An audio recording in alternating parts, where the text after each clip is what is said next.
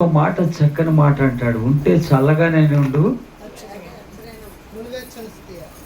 ఆయనకి ఇష్టం లేదు అదే. క్రీస్తు నమ్ముకున్న బిడ్డలు ఆయన కోరుకునేది కూడా అదే.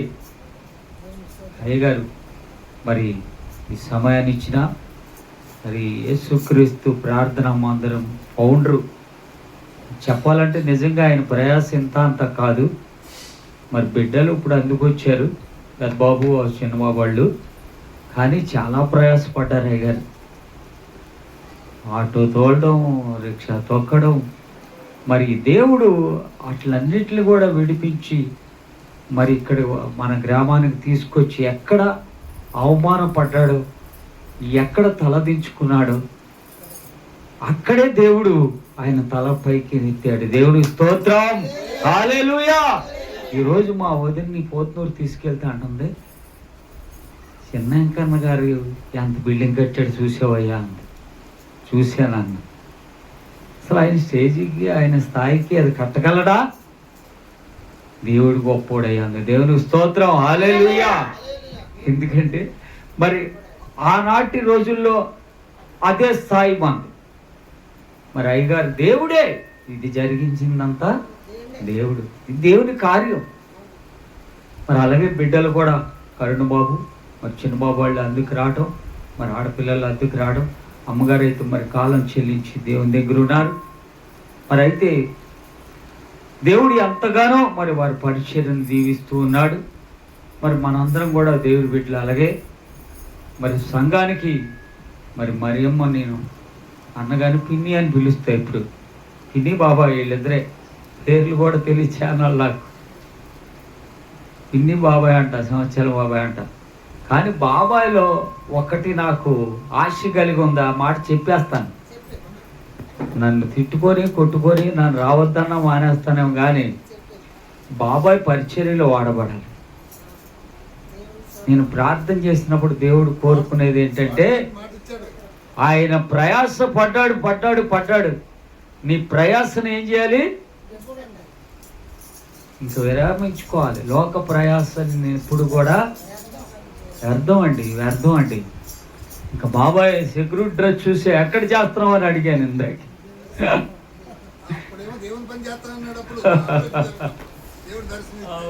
దేవుని స్తోత్రం, హల్లెలూయా. ఈ మధ్యన అలాగే నాకు కూడా కొలాన్ క్యాన్సర్ వచ్చిందండి. ఏం క్యాన్సర్? కొలాన్ అంటే పెద్ద పేగులో, మోషన్ పేగులో క్యాన్సర్ వచ్చింది. నేను 2015లో దేవుని దానాను, ప్రభువా నాకు 2 ఇళ్ళు ఇచ్చావయ్య, కాలనీలో బిడ్డలు ఇచ్చావు, నా బిడ్డకి అసలు గర్భిణీ రాదు, డాక్టర్లు వద్దని చెప్తే ఆవిడకి కూడా బిడ్డలు ఇచ్చావు, గొప్ప మేలులు చేసావు, ఇంకా నీ పని కొరకు వచ్చేస్తాను అన్నాక మా ఆవిడ అంది, అయ్యా పక్క నీళ్ళు పోతుందంట, ఒక 5 లక్షలు వాండర్ గారిని అడిగాను. అనగానే ఆశ కలిగి అడిగితే 5 లక్షలు ఇచ్చాడు. అప్పు ఇచ్చేవాడికి అప్పు తీసుకున్నవాడు ఏమవుతాడు? దాసుడే. ఇక దాసత్వం కిందకి వెళ్ళిపోయాడు. 2015 కాడి నుంచి 2020కి తీర్చా. 20 అయ్యాక 20లో కూడా ప్రభువా మరి ఇప్పుడు వరకు ఎంతగానో కాపాడేవయ్యా, ఇంకా పరిచర్యలోకి, అప్పటికి పరిచర్య చేస్తూ ఉన్నా. 2000 వచ్చినప్పటికి ఈ అప్పు తీరాక మళ్ళీ ఇంకొక 5 లక్షలు మళ్ళీ తీసుకున్నాక వాళ్ళు ఏమన్నారంటే, ఇంకా ఆదివారాలు నువ్వు వెళ్ళటానికి లేదయ్యా, నీకు ఇప్పటికే 10 లక్షలు సాయం చేశాం, నువ్వు ఆదివారాలు వెళ్ళొద్దు అన్నారు. నా పరిచర్య అంతా పోయింది. దేవుని స్తోత్రం, హల్లెలూయా. పరిచర్య అంతా పోయింది. నా బ్రదర్, నా తోటి సహోదరుడికి వదిలేను, కానీ అతను నన్ను వదలట్లా. అన్నా నువ్వు లేకపోతే కుదరదు, నువ్వు ప్రార్థన చేస్తే తీయాలి, వెళ్ళిపో, స్వస్థత వరం ఉంది, నీకు ఆ వారం ఉంది, ఈ వారం ఉందని ఇప్పటికీ వదలడు. 80 మంది సంఘంతో ఆయనకు వదిలి నేనేం చేశానంటే దాసత్వం కింద ఉంటుంది. ఓహో నీ పని ఇలా ఉందా అనుకున్నాడు దేవుడు. చక్కని ముళ్ళు పెట్టాడు. ఎండిపోయానండి.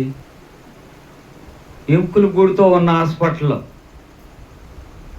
ఏమి లేదు, ఒక జానడు ముక్క తీసేశాడు. ఆ క్యాన్సర్ తీసేసి చక్కగా లోన కుట్లు ఆరాలని 15 రోజులు భోజనం పెడితే ఒట్టు, మూత మంచీళ్ళు ఇస్తూ ఒట్టు.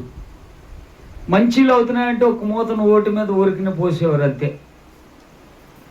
ఎందుకంటే నేను పొలమారిన దగ్గర లోన కుట్లు పోతాయని. ఎంత నరకం అండి! దేవుని మాట మనం అలా చేస్తే దేవుడు ఏం చేస్తాడో నాకు బాగా గుణపాఠం నేర్పించాడు దేవుడు. దేవుని స్తోత్రం, హల్లెలూయా. దేవుని నమ్ముకొని దేవునితో ఆటలు ఆడకూడదండి. పూర్తిగా చూపించాడు దేవుడు. మరణం అంచుల్లోకి వెళ్ళిపోయా. ఒక రాత్రి ఆపరేషన్ అయింది, తీసుకొచ్చారు, మత్తు వదిలిపోయింది. ఆ మత్తు పోయాక కళ్ళు తెరిచి ఒకటే అనుకున్నా, భూమి మీద ఉంటే నీ పని లేదా నీ దగ్గరికి. ఈ రెండే నిర్ణయాలు ప్రభా, ఏదో ఒకటి స్థిరపరచున్నాను. ఉన్నానా నీ పని చేయాలి, లేదు కన్ను మూస్తే నీ దగ్గరికి రావాలి. మరి ఎన్నాళ్ళు నేను చాలా అబద్ధాలు ఆడానే. వస్తాను నీ పనికని చెప్పాను. ఓనర్ గారి దగ్గర ఏమో మొక్కమాటం కొరకు, మనుషుల మెప్పు కొరకు బతికేనే. మరి ఇవన్నీ నా పాపాలు పోతాయంటావా అని మొదలుపెట్టి ఇక ప్రార్థన బైబిల్ చదవడం. ఈ చివరి నుంచి ఆ చివరికి బైబిల్ని తిరగేసేసాను 4 నెలల్లో. దేవుని స్తోత్రం, హల్లెలూయా.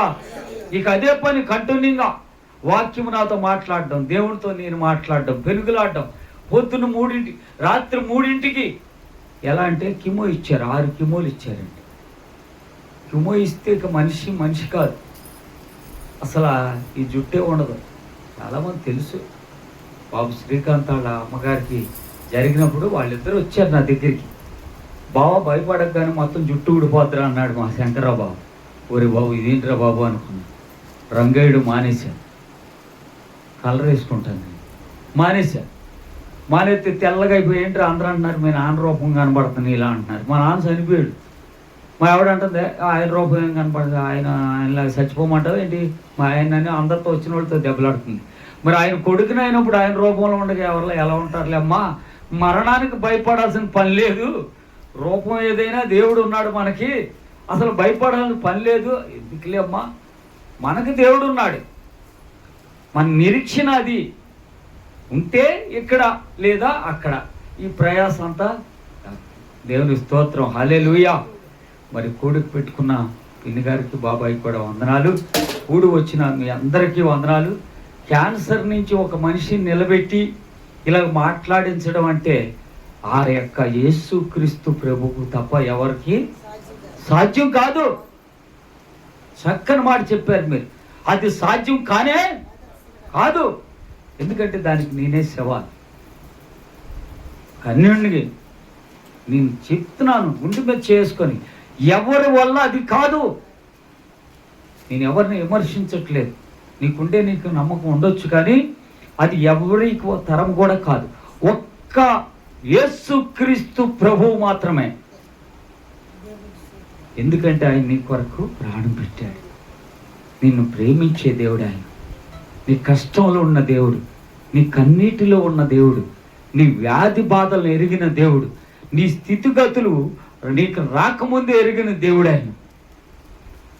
నువ్వు అనుకుంటున్నావు నాకు బాగుంది, ఇప్పుడు నాకు బలం ఉంది, నాకు శక్తి ఉంది, ఆరోగ్యం ఉంది, నాకు అన్నీ ఉన్నాయి అని అనుకుంటాం మనం. కానీ ఎప్పుడు ఏం జరుగుద్దో ఇప్పుడే పిన్ని సాక్ష్యంలో అయ్యగారు కూడా జ్ఞాపకం చేశారు. బస్సు మీద పడద్దని ఎప్పుడైనా అనుకుంటుందా పిన్ని? ఏ మానవుడు అనుకోరు. నేను పడిపోతాను రైలు కింద అని అనుకుంటారా?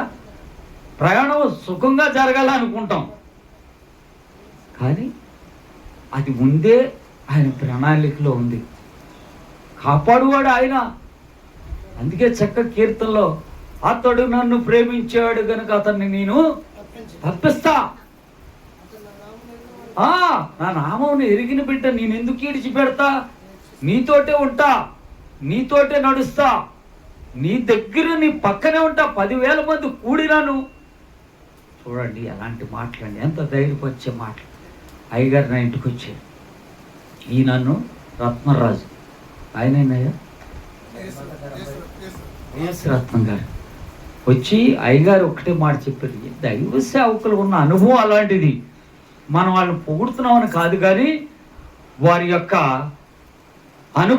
అనుభవించిన అనుభవం ఒకటే మాట అన్నారు.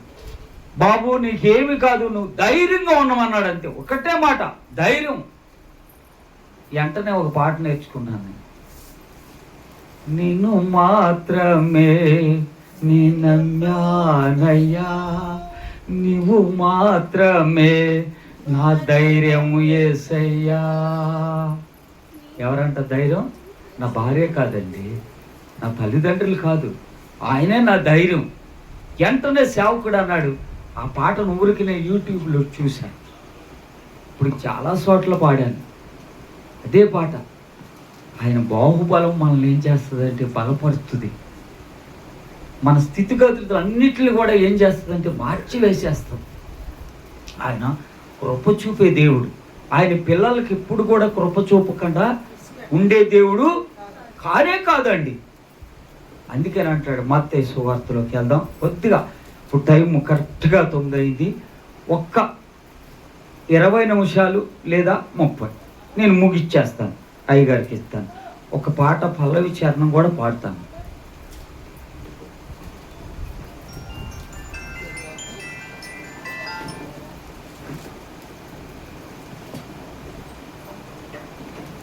రెండే రెండు దారులు, ఏ దారి కావాలో మానవా. రెండే రెండు దారులు, ఏ దారి కావాలో మానవా. ఒకటి పరలోకం, మరి ఒకటి పాతాళం. ఒకటి పరలోకం, మరి ఒకటి పాతాళం. పరలోకం కావాలో పాతాళం కావాలో తెలుసుకో మానవా, తెలుసుకో మానవా.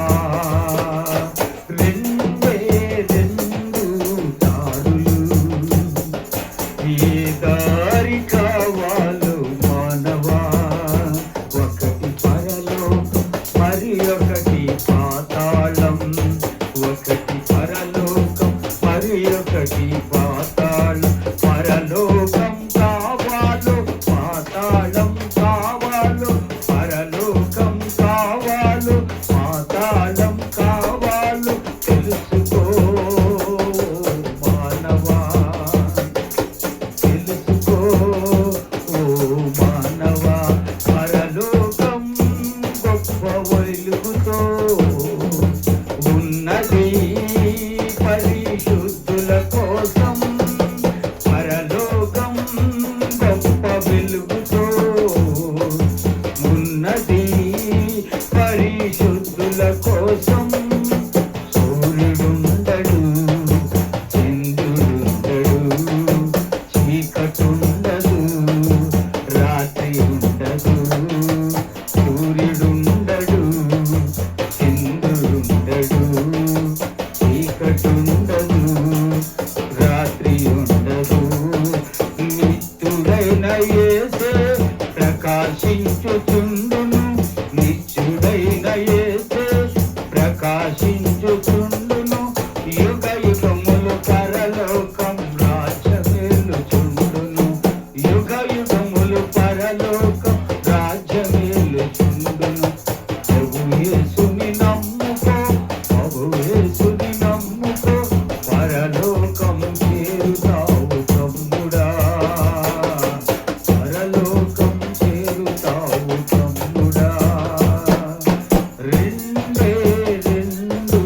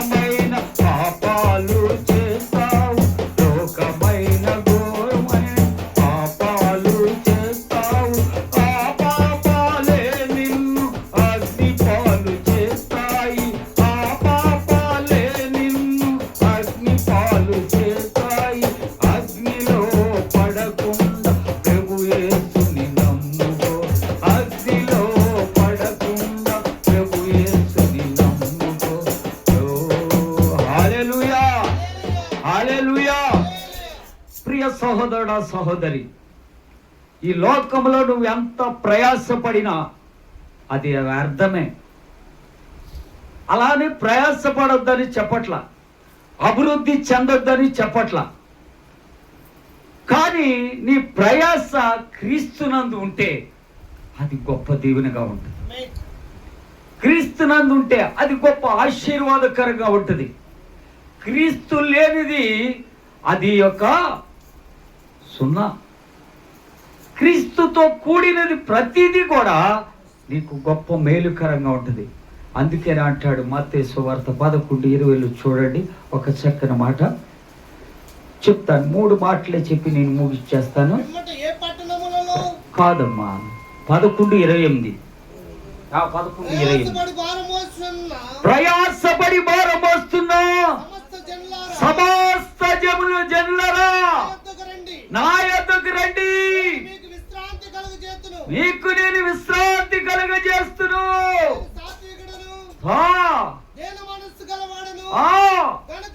గనుక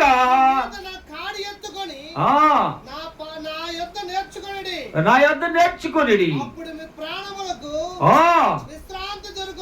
దేవునికి స్తోత్రం అండి. హల్లెలూయా. ఆయన ఏమంటున్నాడంటే ఈ వచనంలో సమస్తమైన జనులారా అంటున్నాడు. క్రీస్తు నమ్ముకున్న బిడ్డలారా అంటలేదండి, ప్రభు నమ్ముకున్న బిడ్డలారా అంటలా. సమస్తమైన జనులను ప్రేమించే దేవుడు ఆయన. ఆయనకి భేదభావము ఉందా? అనీతుల మంతు మీదను నీతిమంతుల మీద కూడా వర్షం కురిపిస్తాడా లేదా? ఆ నీతిమంతుల మీద పడవద్దు అంటాడా? అనే దేవుడు కాదు నా దేవుడు. నేను ప్రకటించే దేవుడు అందరిని పిలుస్తున్నాడు. ఎందుకంటే ఈనాడు ప్రయాస ప్రయాస ప్రయాస ప్రయాస అందుకన్నాడు, ప్రయాసపడే సమస్తమైన జనులారా, సమస్తాన్ని రమ్మంటున్నాడు. సమస్తం మీరు లోకంలో ఎంతో ప్రయాసపడుతున్నారు, ఎంతో కష్టపడుతున్నారు, ఎన్నో రకాలుగా కూడబెట్టుకోవాలను, మంచిదే కాదంట్లా. ప్రభు కూడా అబ్రహాంని ఏమన్నాడంటే నువ్వు ఆశీర్వదించబడమన్నాడు, దీవించబడమన్నాడండి. పాపము చేసిన ఆదాముని అవును కూడా వారిని ఏం అనలేదండి. ఆయన ఆ యొక్క పాపములో ఎప్పుడైతే వారు పడ్డారో, పాపానికి మనకు దాసులుగా మనల్ని అందరినీ వారు గురి చేశారో, ఆ ఆదాములు పాపమును మనకు సంక్రమించారో, ఆయన ఏం అనలేదండి ఆ బిడ్డల్ని. ఆయన ఎంత ప్రేమమయుడండి, ఎంత దయామయుడో చూడండి. పాపం చేశారు, ఎలా చేశారు? వద్దన్నది ఆజ్ఞ అతిక్రమమే, అంతే. పాపములో ఇంకొకటి లేదండి. మీరు అనుకోవచ్చు ఒక దొంగతనం చేస్తే పాపం, ఒక అబద్ధం ఆడితే పాపం, ఇవన్నీ కాదండి. దేవుని మాట వినకపోవడమే, దేవుని స్తోత్రం, దేవుని మాటకు లోబడకపోవడమే అది ఆయన అడిగేది. ఎందుకంటే నా స్వరూపంలో, నా రూపంలో నా మనసుని నీకు ఇచ్చానే, నా జీవవాయువుని నీకు ఇచ్చానే, నా మాటకి ఎందుకు లోబడలేదు? ఆయన చాలా మనసులో నొచ్చుకున్నాడండి. ఆదికాండంలో ఆయన దుఃఖపడ్డాడు. వారిని బయటికి ఏదోని తోటలో తోస్తూ మీరు ఆశీర్వదించబడమన్నాడు కానీ శపించలేదండి. నా దేవుడు శపించే దేవుడు కాదు. నువ్వు పాపి, ఎంత పాపినైనా సరే ఆయన క్షమించే దేవుడు, క్షమాహృదయం కలిగిన దేవుడు ఆయన. అందుకని అంటున్నాడు సమస్త జనులారా నా యొద్దకే రండి. మీరు ఎక్కడికి వెళ్ళినా మీకు ఏముండదు, ఉండదు. చూశాను నా జీవితంలో, అయ్యగారి జీవితంలో అనుభవించాడు, నా జీవితంలో కూడా మెట్టు అనుభవించుకుంటూ వచ్చా. చాలా ప్రయాసపడ్డా. వారు హైదరాబాద్ వెళ్ళాలంటే ఒక కారు 3 కోట్ల కారు అండి డాక్టర్ గారు. ఆ కారు చాలా హై స్పీడ్ కారు, దానికి క్లచ్లు గేర్లు ఉండవు, ఎక్కటమే మనం యాక్టివ్ ఉండాలి, అది వెళ్ళిపోవటమే. ఆ కారు మినిమం 150 పైన ఉండాలి. మేము 150 పైన ఉంటే హైదరాబాద్ వెళ్ళినప్పుడు 3 గంటల్లో అవుటర్ రింగ్ రోడ్డుకి ఎక్కారు. టైమింగ్ మాట, అవుటర్ రింగ్ రోడ్లో గంట పడుతుంది. అలాంటిది ఆ గంటనే అరగంటలో వెళ్ళిపోయేవాళ్ళం అవుటర్ రింగ్ రోడ్లో కూడా. ఎలా అంటే 200 స్పీడ్లో ఉండాలి కారు. అక్కడ వాడు 10,000 ఫైన్ వేసాడు. తీసుకొని భయ, నువ్వు బాధపడుతున్నావు అన్నాడు నన్ను. దేవుని స్తోత్రం. అలా ఉంటుంది వారి ప్రయాసం. కానీ మనకు మాత్రం చాలా బాధ అనిపించింది. ఆయన నన్ను కారు పక్కన నిలబెట్టి ఫోటో తీశాడు పోలీసు. ఇదేంటి ప్రభువా, ఎంత ప్రయాసపడి కారు తోలేనే, గొప్పగా తోలేని అనుకుంటున్నా నా మనసులో అనుకుంటే, నన్ను పోలీసు ఏంటి ఈ రకంగా ఇలా చేశాడని బాధపడుతున్నాను. అలాగా మనం ఎంత ప్రయాసపడినా వ్యర్థమేనండి. క్రీస్తునందు నీ ప్రయాస వెన్నడు. దేవుని స్తోత్రం, హల్లెలూయా. నీ ప్రయాస ఆయన యందు ఉండాలి. చిన్న పని చేయండి ఎప్పుడైనా దేవుడిది, ఆయన గొప్ప ఆశీర్వాదం మనకు అనుగ్రహిస్తాడు. దేవునికి స్తోత్రం. దేవుని సన్నిధిలోకి వెళ్ళు, చిన్న పని చేయి. నేను అలాగే చేశా. విజయవాడ ఎలా వెళ్ళానంటే భయంకరమైన తాగుబోతుగా లారీ నుంచి కిందకు తోస్తే మొత్తం కొట్టుకుపోయి రక్తం మడుగులు వెళ్ళాను పాస్టర్ గారి దగ్గరికి. గేట్ పట్టుకొని ఊగుతున్నా. పాస్టర్ గారు బయటకు వచ్చి ఎవడో తాగుపోతాడండి, పిచ్చివాడండి, వచ్చి గేట్ పట్టుకొని ఊగుతున్నాడండి అనగానే వెళ్ళిపోయి అనేసి ఆవిడ కర్ర తీసుకొని వస్తుంది కుక్కను కొట్టినట్టు కొట్టడానికి.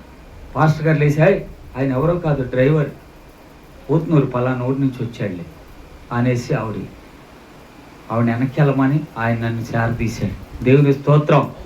నాకు ఆ దేవుడు ఏంటో నాకు తెలీదు. ఆయన ఒక నిమ్మన జాతికి చెందిన దేవుడు, ఒక పేదవారికి చెందిన దేవుడు. ఆయన ఎవరికో చెందిన దేవుడు, కానీ మనకు మాత్రం దేవుడు. ఇవాళ విమర్శిస్తున్నానని కాదు, కానీ ఆ దేవునిలో ఉండి ఆ అనుభవంతో మాట్లాడుతున్నాను అంతే. దేవునికి స్తోత్రం, హల్లెలూయా. ఆ అనుభవమే నాకు లేకపోతే నేను ఆ మాట అనడానికి కూడా, అసలు ఏ దేవునికి మొక్కితేనేగా నేను. అయ్యారు అన్నట్టు తాగటం, తిరగటం, పేకాట ఆడటం, ఎవరి మీద తిరగబడటం, ఇయేగా మా జీవిత అలవాట్లు. 35 సంవత్సరాలకి అదే జీవితం గడిపాం. మా శంకర్రావు బావ గారు కానీ, నేను కానీ, కొల్లి రాజా కానీ, కనకల సీను కానీ, అక్కిపిల్లి సీను కానీ, ఇవన్నీ పెద్ద లిస్ట్ అండి. వీళ్ళందరూ కుటుంబాల కొరకు ప్రార్థన చేస్తున్నారు. బ్రదర్ ఎవరు లేరు నాతో ఉన్న బ్రదర్స్ అందరూ కూడా వెళ్ళిపోయారు. సూర్యనారాయణ ఉన్నాడు, ఆ లక్ష్మణ్ సూర్యనారాయణ బండ వంకాయ అనేవాడు, ఆయన ఒకడు నా వయసే. కొల్లి రాజా నా వయసే, కనకల సీను నా వయసే, అక్కిపిల్లి సీను నా వయసే. చూడండి ఎంతమంది కనుమరుగైపోయారు. దేవుడు నన్ను మాత్రం సజీవుడిగా ఉంచాడు. దేవుని స్తోత్రం, హల్లెలూయా. ఎందుకంటే ఆయన చిన్న పని చేసేవాడిని. ఎలాగంటే డ్యూటీ నుంచి రాగానే వెళ్ళి ఆ సంఘంలో ఏ పరిచయం ఉంటే ఆ పరిచయం చేస్తుండేవాడు. అదే మాకు దీవెన అయిపోయింది, అదే మాకు ఆశీర్వాదం. ఇళ్లలో పాచి పని చేసుకునే మా సంఘస్థులండి 200 పల్లెలు. ఒక అమ్మగారు, మన మరియమ్మ అమ్మగారు లాంటి వాళ్ళు, దేవుడు సంఘం అంటే ప్రేమించి ఆవిడ ఒక 200 పల్లెలు ఇచ్చింది భోజనాలకి. ఇస్తే ఆ పల్లెలు వాళ్ళు తిని అలా అని ఇస్త్రేసి వెళ్ళిపోయేవారండి. అది నేను, నా భార్య, కొంతమంది ఆ పల్లెలు కడిగి శుభ్రంగా పెట్టి ఆ పరిచర్య మందిరం అంతటిని ఏంటి ఆ మరింద్రంలో అలా పరిచర్య చేయబట్టే దేవుడు అంతగా ఆశీర్వదించాడు. అందుకే వాళ్ళు చెప్తున్నాను, ప్రయాసపడి భారం మోస్తున్న వారులారా నా యొద్దకి రండి, మీకు విశ్రాంతినిస్తాను. ఒకటేనండి, ఈ లోకంలో 3 మాటలు, 3 భారాలు ఉన్నాయి. అవి ఏమిటంటే, ఒకటి పాప భారం, రెండోది రోగభారం, మూడోది రుణభారం. ఈ మనుషుల్ని ఏం చేస్తాయంటే కుంగదీస్తూ ఉంటాయి. దేవుని దగ్గరికి రానివ్వు, దేవునికి దూరం చేసేది 3 చాలా సింపుల్గా చెప్పేస్తాను, కట్టి కొట్టి తెచ్చి అన్నట్టుగా. చక్కగా జాగ్రత్తగా వినాలి ఈ మాటలు. మరి ఎంత మైక్ శబ్దం వెళ్తుందో తెలియదు, కానీ వారు కూడా వింటే వారి జీవితాలు కూడా దేవుడు అద్భుతాలు చేస్తాడు. దేవుని స్తోత్రం, హల్లెలూయా, హల్లెలూయా. ఈ మాటలు వారు వినాలనే ఇక్కడ ప్రయాసపడి మరి తల్లి గారు పెట్టారు. ఫస్ట్ది ఏంటండి, పాపము అంటాడు. అందరూ పాపం చేశారంట. నువ్వు పాపం చేసావు, నేను చేయలేదు, నేను పవిత్రురాలను అనడానికి లేదు. ఎందుకు అందరూ పాపం చేశారని దేవుడు అంటున్నాడు? మన పితృడైన ఆదాం గారు చేసిన పని, ఆదాం అవ్వలు చేసిన పని. ఆవిడేమందంటే, ఆదామా ఎక్కడున్నావు అంటే, నేను దాక్కున్నాను అంటున్నాడు. మనిషి ఎప్పుడు దాక్కుంటాడు? ఎప్పుడు ఒక మనిషికి తప్పుకుంటాడంటే తాను తప్పు చేసినప్పుడే. దేవుడు వచ్చి సాయంత్రం సల్లవేళలో వాళ్ళతో గడిపేవాడు. వచ్చినప్పుడు ఆదాము, మేము దాక్కున్నామంటే, దాక్కుంటాం ఏమిటి, మేము దిగంబరులమై ఉన్నాము అంటున్నాడు. ఎవరు చెప్పారు మీకు అనగానే ఒకరి మీద ఒకరు, భార్యాభర్తలు వాళ్ళ ఇళ్ళల్లో కూడా భర్త మీద భార్య, భార్య మీద భర్త కదండి. వాళ్ళు అలాగే అన్నారు, ఇదిగో నువ్వు ఇచ్చావు చూడు ఈ స్త్రీ, వద్దంటే ఆ పండు కోసుకొచ్చింది అంటున్నాడు. అప్పుడైనా ఆదాం చెప్పాలిగా, అమ్మా నా తండ్రి వద్దన్నాడు, తినొద్దన్నాడు, వద్దులే అని అనొచ్చు కదా. చక్కగా తినేశాడు. ఆయన ఏమన్నాడంటే ఒక పాట కూడా రాశాడు అక్కడ, నా నరమలో నరమ నా ఎముక నారి అనే చక్కని గీత కూడా పాడాడు. అంత ప్రేమ. రాత్రి అదే చెప్తున్నారు ఒక అయ్యగారు, డాక్టర్ బాబు గారు. ఏంటి మగోడిదేవి లేదంట, ఆడవాళ్ళదేనంట అంత. దేవుని స్తోత్రం, హల్లెలూయా. ఆడవాళ్ళదేనంట అంతా. ఆయన చెప్పిందే అక్క చెల్లి, అక్క చెల్లి, అక్క చెల్లి అంటున్నాడు. కానీ మమ్మల్ని మాత్రం తమ్ముడు అని కానీ ఎప్పుడు అనలా పెద్దగా. రాత్రి వాక్యంలో ఎక్కువ అదే చెప్పుకోవచ్చు, అక్క ఏంటి అక్క నువ్వు అలా నవ్వుతున్నావు అంటున్నాడు. అలాగే పాపము మనల్ని ఏం చేస్తుందంటే దేవునికి దూరం చేస్తుంది. ఆదాం అవ్వలు చేసిన పాపము. అందుకే పాపం వల్ల వచ్చి జీతం ఏంటండి? మరణం. పాపం వల్ల జీతము మరణం. పాపం వల్ల వచ్చి జీతం మరణం అయితే ఒక్కడు లేడు నీతిమంతుడు అంటున్నాడు దేవుడు. ఎందుకని? ఆ పాపం మనలో సంక్రమించింది కాబట్టి, ఆ పాపం మనల్ని దేవునికి దూరం చేసింది కాబట్టి నీతిమంతుడు ఒక్కడు లేడు. ఎందుకు ఆ మాట అన్నాడు దేవుడు అంటే, నీతిమంతుడు ఆయనే. ఆయన ఎవరు కలిగి ఉంటారో, ఎవరు ఆయన మాటకు లోబడి ఉంటారో, ఎవరు ఆయన ఎందుకు భయభక్తులు కలిగి ఉంటారో. అందుకని ఇందాకే కీర్తనలో చక్కని మాట అది మన హృదయాల్లో ఎప్పుడు భద్రపరచుకోవాలండి, ముద్రించుకోవాలి. అతడు నన్ను ప్రేమించాడు గనుక అతడు నా నామం ఎరిగిన వాడు గనుక నేను అతన్ని. ఆ మాట ఎంతమండి? మనం ప్రభువుని నమ్ముకుంటే మన పాపాలు మనలో ఉండవు. అందుకే నీతిమంతుడైన దేవుడు మనం ఏం చేయాలి? కలిగి ఉండాలి. అందుకే అంటాడు రోమాపతి, నీతిమంతుడు ఒక్కడును లేడు. ఎందుకు ఎలా చెప్తున్నాడంటే, నీతిమంతుడైన దేవుడు ఆయన ఒక్కడ మాత్రమే. దేవుని స్తోత్రం, హల్లెలూయా. అందుకే అంటున్నాడు, రా నా దగ్గరికి. ఒక ఆవిడ రోడ్డు మీద చక్కని మూట నెత్తి మీద పెట్టుకొని వెళ్తుంది. దైవ సేవకుడు వెళ్తూ కారులో, అయ్యో పాపం చాలా ప్రయాసకి వెళ్తుంది ఈవిడి, మంచి ఎండలో వెళ్తుంది. సరే అమ్మా అని కారు ఆపమని డ్రైవర్ని ఆవిడని కూర్చోబెట్టుకున్నాడు కారులో. కానీ ఆవిడ కూర్చొని ఏం చేసిందంటే, ఆ నెత్తి మీద మూట మాత్రం దించట్లా. అయ్యగారు వెనక్కి చూశాడు. చూసినప్పటికీ మూట ఎక్కడుంది? నెత్తి మీద. అమ్మా ఎందుకమ్మా నీ నెత్తి మీద ఎందుకు పెట్టుకోవడం, కారులో పెట్టామంటే, అయ్యా నన్ను మోసింది కదా, నా మూట కూడా మోస్తావా అంటున్నా అంట. ఇవాళ పాపాన్ని మనం కూడా అలా విడిచిపెట్టని వారిగా ఉంటున్నాం. పాపాన్ని విడిచిపెట్టాలి. ఆ నీతిమంతుడైన దేవుడిని మనం కలిగి ఉండాలి. ఇంకా ఆ నీతిమంతుడిని మనం కలిగి ఉండకపోతే మనం పరలోక రాజ్యానికి వెళ్ళలేం. ఆ దేవునితో సావాసము చేయలేం. ఆ దేవునితో మనకు ఒక నడక ఉండదు. అందుకే ప్రయాసపడి భారం మోస్తున్న సమస్తమైన వారులారా అంటున్నాడు. రాత్రంతా ఆయన ఏం చేశాడంటే, యేసుక్రీస్తు వారు సరదాగా ఆ సరస్సు తీరాన పొద్దున్న వెళ్తుంటే జనం అంతా ఎగబడి ఆయన మీదకి వాక్యం కొరకు ఎగబడుతుంటే, అక్కడ సీమోను పేతురు దోణులు 2 ఉన్నాయి. అక్కడికి వచ్చి వారు ఏం చేశారంటే, రాత్రంతా ఏం చేశారంటే, వాళ్ళు చక్కగా వలలేశారు. ఇవి వచ్చారు పొద్దునకి అక్కడ పెద్ద బరుగులు కూడా పడలేదండి. రాత్రంతా ఏం పడ్డారు? వాళ్ళు ప్రయాసపడ్డారు. వారు ఒక్క పిత్త బరుగు కూడా పడలేదు. వాళ్ళతో ప్రభు అంటున్నాడు, అయ్యా మీ దోణిలో నేను కూర్చోవచ్చా అని అడిగారు. అప్పుడు ఎలా ఉంటుందో చెప్పండి. రాత్రి అంతా నిద్ర లేదు, రాత్రి అంతా ఎంతో వేదన, పొద్దున్న లేగితే ఒక్క పిత్తబరికి కూడా పడలేదు, పీతలు కూడా పడలేదు. ఎలా ఉంటుందో వల్ల దులుపుకుంటున్నాడు, నిద్ర లేదు, ఎంత చిరాకుగా ఉంటుందో చూడండి. అయినను అంత ప్రయాసపడిన పేతురు అంటాడు, ఈయన అద్భుతాలు చేసే దేవుడు అంటున్నారు, ఆశ్చర్య కార్యాలు చేసే దేవుడు అంటున్నారు, సరేలే కూర్చొనిద్దాం దోన్లో అని కూర్చొనిచ్చాడు. కొద్దిసేపు మాట్లాడాక, నీ పడవలో వాళ్ళు ఉందా అన్నాడు. ఉందా, కొద్దిగా లోతుగా నడిపించు అన్నాడు. నడిపించాడు. వలయమన్నాడు. అయ్యా రాత్రి అంతా ప్రయాసపడుతుంది కానీ మాకేం లేదు. ఈనాడు మనం కూడా ఎంత ప్రయత్నించినప్పటికీ మన సొంత ప్రయత్నాలు నెరవేరవండి, మన సొంత ఆలోచనలు నెరవేరవు. వాళ్ళుగా ఎంతో ప్రయాస, మంచి జాలరి, చిన్నప్పటి నుంచి ఎంతో ప్రాధాన్యత కలిగిన వాడు, చేపలు ఎక్కడ పడతాయో తెలుసు వాడికి. అలాంటి వాడికి ఒక్క పిత్తబరికి కూడా పడలేదు. ప్రభువు ఎప్పుడు వలయమన్నాడో వల పిగిలిపోయినంత చేపలు పడ్డాయి. దేవుని స్తోత్రం, హల్లెలూయా. ఎప్పుడు మనం దేవుని మాట వింటామో, పాపాన్ని విడిచిపెట్టి దూరంగా ఉంటామో, పాపానికి దూరంగా ఉంటామో, ఈ పాపం ఎలా పోతే అసలు అనేది కూడా మనకు ఒక ఆలోచన రావాలి.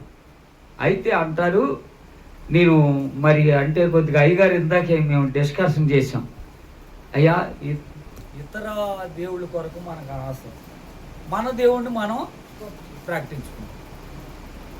నిజంగా జంతువులను, మేకల్ని, గొర్రెల్ని ఇట్లన్నిటిని బలిస్తుంటారు కదా, మనకు తెలిసిందే, మనం అందులోంచి వచ్చిన వాళ్ళని. నిజంగా మనం చేసిన పాపాలకి ఎన్ని ఇవ్వాలి? అసలు ఒక్క జంతువేనా ఉంటుందండి? అసలు కనుమరుగైపోయే జంతువులు, వాటి వల్ల నీ పాపం పోదు. కానీ ప్రభు అయిన యేసుక్రీస్తు నమ్ముకుంటే, ఆయన రక్తంలో నువ్వు కడగబడితే నీ పాపం అంతా కూడా ఆయన తీసివేసాడని వచ్చాడంటాడు. ఇక్కడ ఒక మాట మాట్లాడతాడు, మనుషుల పాపాలు క్షమించడానికి ఆయనకి ఏముందండి? అధికారం కలిగి ఉంది. 5:24 అంటాడు, నాకు ఒక అధికారం కలిగి ఉంది, పాపములు తీసివేయటానికి లోకానికి వచ్చున్నాను నేను. పాపాలు ఉన్నాయి కదా, దేవుని దగ్గరికి ఏం వెళ్తాం అని ఒక పాపములో ఉండి ఆలోచిస్తున్నావేమో. ప్రియ సహోదరి, సహోదరుడా, నీ పాపాలకు ప్రాయశ్చిత్తము ప్రభువైన యేసుక్రీస్తు దగ్గర ఉంది. రా, ఆయన రక్తములో కడగబడ్డానికి నీకు దేవుడు ప్రయాసపడుతున్నావేమో, రమ్మని పిలుస్తున్నాడు ఆయన. రండి, నా పాదాల వద్దకు వచ్చి నేర్చుకోండి, మీకు విశ్రాంతి నేను కలగజేస్తాను అంటున్నాడు. దేవుని స్తోత్రం. మొదటి మాట ఏమంటున్నాడండి? పాపాలు ఆయనే తీసివేయగలడు. ఆయనకి ఏముంది? అధికారం కలిగిన దేవుడు ఆయన. ప్రాణం పెట్టగలను నేను ప్రాణాన్ని, అంత అధికారం కలిగిన దేవుడు. నువ్వు నేను నమ్ముకున్న దేవుడు ఆయన ఆశామాషిక దేవుడు కాదండి. ఆయన సమస్తమును కలిగించిన దేవుడు. ఆయనకు అసాధ్యమైంది లేది లేదు. నీ కథ మొత్తం ఆయనకి తెలుసు. తల్లి గర్భములో ఉండగా నా కనులు నిన్ను చూసిని.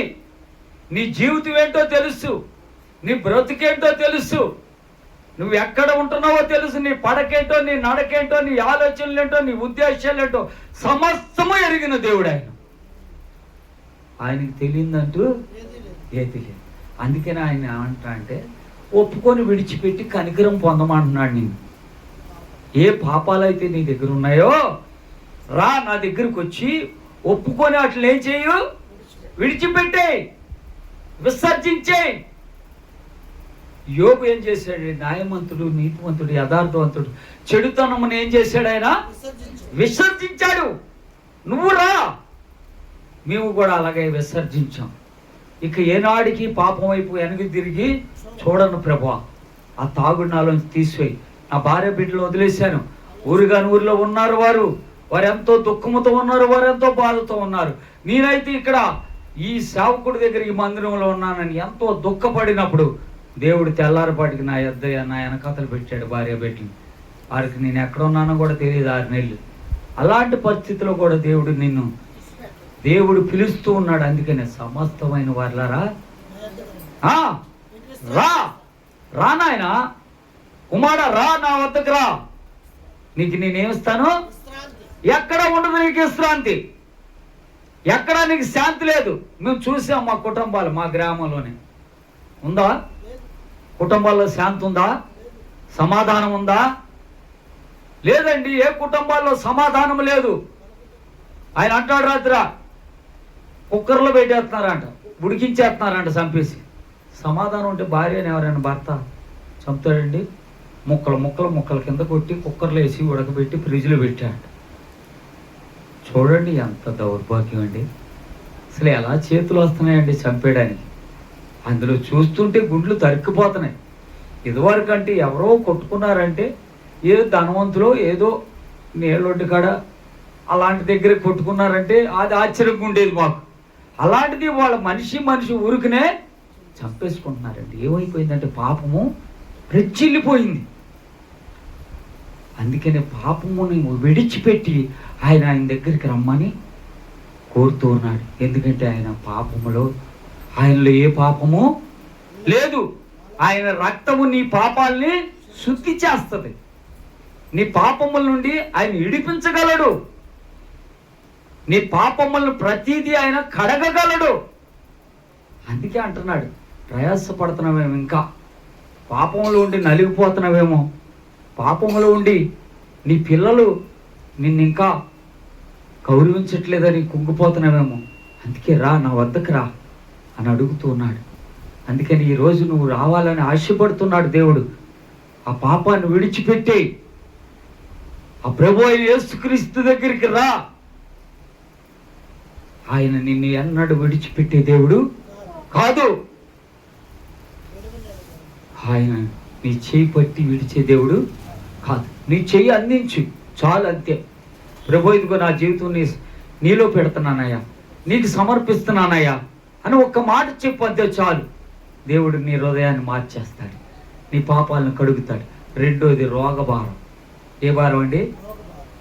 అది అందరికీ, చంటి పిల్ల కాడించి వృద్ధుల వరకు కూడా ఉందా? నాకు రోగం లేదు అని ఈ దేశంలో ఎవరైనా వస్తే, అయ్యగారు నేను వాళ్ళు ఎంత సన్మానమైన చేయడానికి సిద్ధంగా ఉన్నాం. ఎంత ధనవంతుడైనా, ఎంత పారిశ్రామికవేత్తవైనా, ఎంత గొప్పవాడు అయినా, నాకు రోగం లేదని రమ్మనండి, మేము వారిని ప్రపంచంలోనే గొప్ప సన్మానం చేస్తాం. రోగం లేని మానవుడు లేడు. ఎందుకంటే పాపం వల్ల వచ్చింది ఏంటి?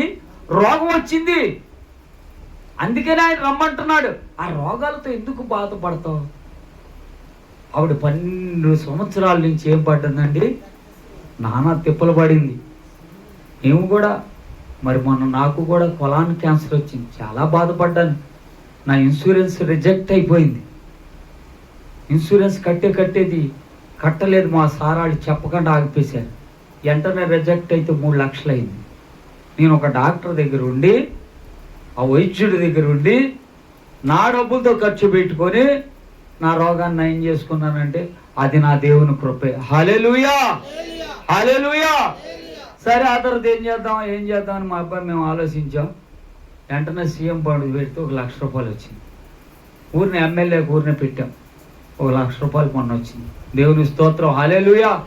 నిన్ను ఎన్నడూ ఆయన విడిచిపెట్టే దేవుడు కాదండి. ఆయన బాగు చేసే దేవుడు. ఆయన ఎంతటి రోగమునైనా 12 సంవత్సరాలు ఆవిడ కూడా నానా తిప్పలు పడిందంట. ఉన్న ఆస్తినంతటిని వ్యయం చేసిందంట. ప్రతి హాస్పిటల్కి వెళ్ళింది, ప్రతి డాక్టర్ని కలిసింది, ఎన్నో రిపోర్ట్లు, ఎన్నో స్కాన్లు, ఎన్ని చేసినప్పటికీ కూడా ఆవిడకి ఏమి లేదండి, స్వస్థత లేదు. ఆవిడ అంది, నీ బోటుగాళ్ళు నా బోటుగాళ్ళు ఇలా సువార్త చెప్తూ అయ్యగారు వాళ్ళు మాటలేని, అమ్మా దేవుని దగ్గర రా, దేవుడు నిన్ను స్వస్థపరుస్తాడు, దేవుడికి నీకు మంచి ఆరోగ్యం ఇస్తాడు, దేవుడు నీకు బలమునిస్తాడు అని చెప్పినప్పుడు ఆవిడ ఏమనుకుందంటే, నా ప్రభు దగ్గరికి వెళ్దాము, కనీసం ఆయన చెంగని ముట్టుకుందామని ఆవిడ విశ్వాసంతో ఆవిడ బయలుదేరిందండి. అక్క చెంగు ముట్టుకొని కానీ వెంటనే ఏమైందామండి, ఆవిడికి స్వస్థత కలిగింది. ఆ రిఫరెన్స్ చూస్తారు ఒకసారి. మార్కు సువార్త 5:34 చూడండి. 5వ అధ్యాయం 34 వచ్చిన అక్కడ చక్కగా ఆవిడ గురించి మార్కు అని విశ్వాసము నిన్ను స్వస్థపరిచెను.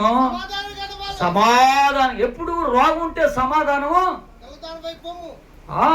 రోగం ఉంటే సమాధానం ఉంటుందండి ఇంట్లో? ఉండదండి. మా ఇంట్లో చాలా కలిపి ఉండేది. నా రోగం ఉంది. మా అబ్బాయి ఏమో వాళ్ళ ఫ్రెండ్ ఏమో 4 బిల్డింగ్లు కట్టాడు. 122 గజాల బిల్డింగ్. చాలా చక్కగా ఉంది, చాలా చక్కగా బ్యూటిఫుల్గా ఉంది బిల్డింగ్. వాడు వెళ్ళిపోయి నా దగ్గర ఉన్న ₹1,00,000 ఉంటే నా ఆరోగ్యం కొరకు తెచ్చింది 50,000 తీసుకెళ్ళి అడ్వాన్స్ ఇచ్చేసాడండి. ఒరే, నాకు ఆరోగ్యం కొరకు తెచ్చారా, కిమోల కొరకు వాడాలి కదా, నువ్వేంట్రా? నానా నువ్వేం కంగారు పడబాకు, ఇల్లు చాలా బాగుంది అంటున్నాడు. నా భయం ఏంటి? మా ఇంట్లో శాంతి లేదండి, ఇల్లు కొన్నామే కానీ నేను ప్రతి నిమిషం తిడతానే ఉన్నావరే. పొలం అమ్మాలి, డబ్బులు తేవాలి, అక్కడ ఇల్లు అమ్మాలి, డబ్బులు తేవాలి, లోన్ శాంక్షన్ అవ్వాలి, లోన్ మళ్ళీ రిజెక్ట్ అయిందంటే ఆ ఇచ్చిన 50,000 పోతారా, ఎందుకురా ఈ ప్రయాసం, ఒక 6 నెలలు ఆగరా అని బతుకులాడితే ఉన్నానండి. వాడు నా మాట ఇంట్లో, నాన్న దేవుడు నాకు దర్శనం చూపించాడు, నాన్న ఇక్కడి నుంచి వెళ్ళిపోమంటున్నాడు, వెళ్ళిపోదాం నాన్న అన్నాడంతే. ప్రార్థన చేయడం మొదలుపెట్టాను. నూతన గృహంలోకి వెళ్ళిపోయాం. ఎలా అంటారా, ఈవిడేమో మా వదిన గారు డబ్బులు ఇవ్వడం, పొలం డబ్బులు అందుకు 6 రోజులు పట్టి ఇక్కడే ఉంటుంది. ఈవిడేం చేసింది, 10 లక్షలు ఇచ్చి 10 లక్షలు ఆపుతున్నాడు. అంతా దగ్గర కూడా చెప్పుకోకూడదు.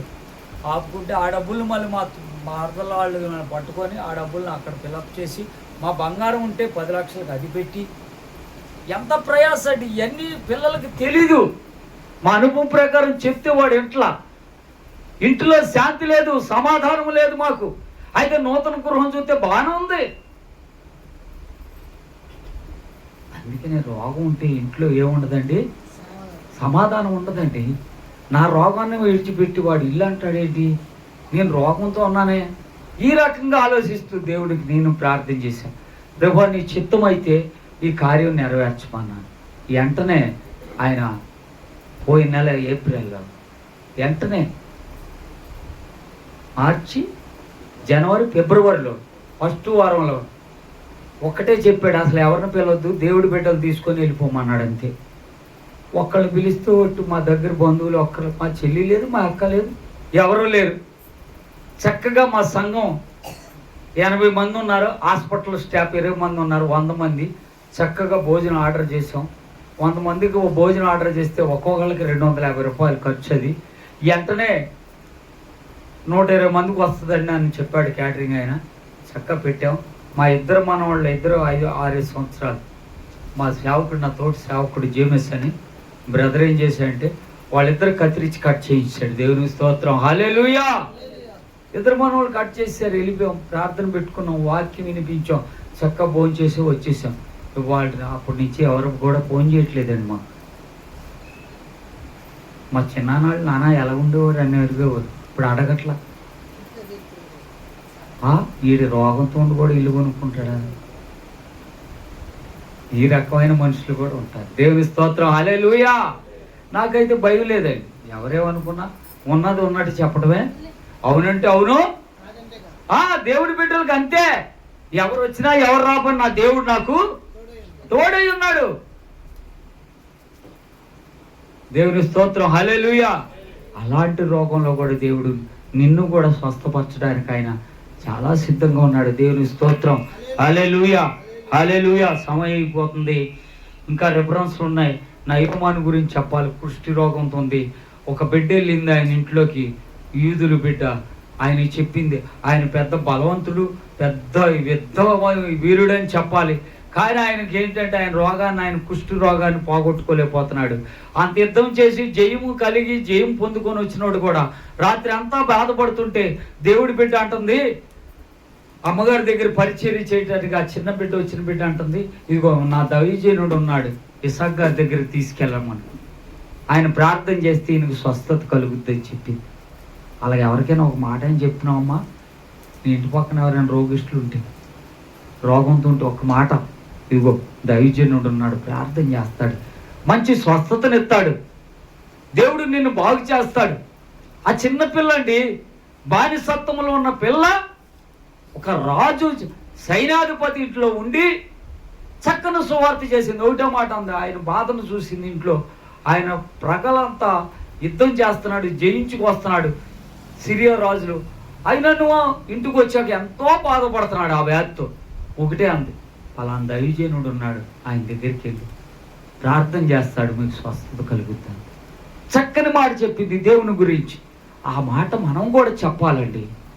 దైవజనుడు నా దగ్గరకు వచ్చి ఏం చెప్పాడు, నేను గొప్ప దైవజనుడయా, నాకు అంత ఉంది సీనియారిటీ, నాకు ఎంత ఉంది దేవుళ్ళ అనలా. ధైర్యంగా ఉండు, దేవుడు నిన్ను స్వస్థపరుస్తాడు బారిబాబు అన్నాడు. భయపడద్దు. ఒకటే మాట చెప్పాడు ఆయన. ఇసాక్ గారు నా ఇంటికి వచ్చి, వర్షం అండి పాపం, వర్షంలో కూడా వెనక్కి తిరిగి వచ్చారు, తడిసిపోయారు. మా భయం ఏంటంటే నేను ఫోన్ చేస్తుంటే డిక్కీలు పెట్టేశారంట ఫోన్. తెల్లవారులు చేయటమే నా పని. అయ్యో వచ్చారు నన్ను చూడటానికి, ఇక్కడి నుంచే వర్షంతో వెళ్తున్నారు వెనక్కి, ఎలా చేరారో ఏంటో నాకు భయం. చేస్తుంటే తెల్లారి ఉదయం ఫోన్ ఎత్తి, అయ్యా క్షేమంగా చేరాను అన్నాడు. దేవుని స్తోత్రం, హల్లెలూయా. మనము కూడా దేవుని మాటలు ఎవరికైనా మనం చెప్పేవారిగా ఉండాలి. రోగంతో బాధపడేవారు చాలామంది ఉంటారు. అప్పుడే మనం వాళ్ళకి అందించాలి దేవుని మాటను. రా నా మందిరానికి, నన్ను దేవుడు ఇలా బాగు చేశాడు, నన్ను ఇలా స్వస్థపరిచాడు, నిన్ను కూడా దేవుడు స్వస్థపరుస్తాడు, రమ్మని పిలవాలి. అందుకే సమస్తమైన వాళ్ళరా నా యొద్దకి రండి. ఆ బిడ్డ ఆ రోగంతో ప్రయాసపడుతుందేమో, బాధపడుతుందేమో, కుంగిపోతుందేమో, తల్లిదండ్రులు ఆ బిడ్డలు చూసి బాధపడుతున్నారేమో, భర్త భార్యను చూసి ఆ సేవ చేయలేక బాధపడుతుందేమో ఆ రోగంతో. అందుకే అంటున్నాడు, దేవుని వద్దకు మనం ఏం చేయాలంటే అటువంటి వారిని నడిపించాలి, లేదా సేవకుడిని అక్కడికి తీసుకెళ్ళిపోవాలి. ఆయన బాగా వీలయ్యాడు, ఆయన సైన్యానికి అధిపతి. ఒక సైన్యం రమ్మంటే రావాలి, పొమ్మంటే పోవాలి. సేవకుడు పైన అన్నాడు, యోర్దానులోకి వెళ్ళి 7 సార్లు మొలమన్నాడు. వచ్చి ప్రార్థన చేస్తాడు చెయ్యేసి అని నేను అనుకుంటే ఏంటి, ఆయన పైనుండి వెళ్ళి అక్కడ. ఇవాళ అలిగి సంఘానికి రాని వాళ్ళు చాలా మంది ఉన్నారు. దేవుని స్తోత్రం, హల్లెలూయా. దైవ సేవకుడు ఒక మాట సెలవిస్తే అది దేవుడు ఇచ్చిన మాట, అది హల్లెలూయా. అది దేవుడు చెప్పండి, ఆయన నోటనా రాదు. అది మనం గమనించాలి. మనం ఏంటంటే మానవ శరీరంగా ఆలోచించి ఆయన అలాగే చెప్తాడు అని అన్నాను, కానీ ఆ మాట తేలిగ్గా తీసుకోకూడదండి. అలా తీసుకుందో ఒక ఆవిడి, మోషే చెల్లెలు మిరియామ ఏమందంటే మోషేని హేళనగా మాట్లాడింది. వెంటనే ఏమొచ్చింది ఆవిడికి? కుష్ఠి రోగం వచ్చింది. చూసారా ఎంత పాపమో. అలా అనకూడదు.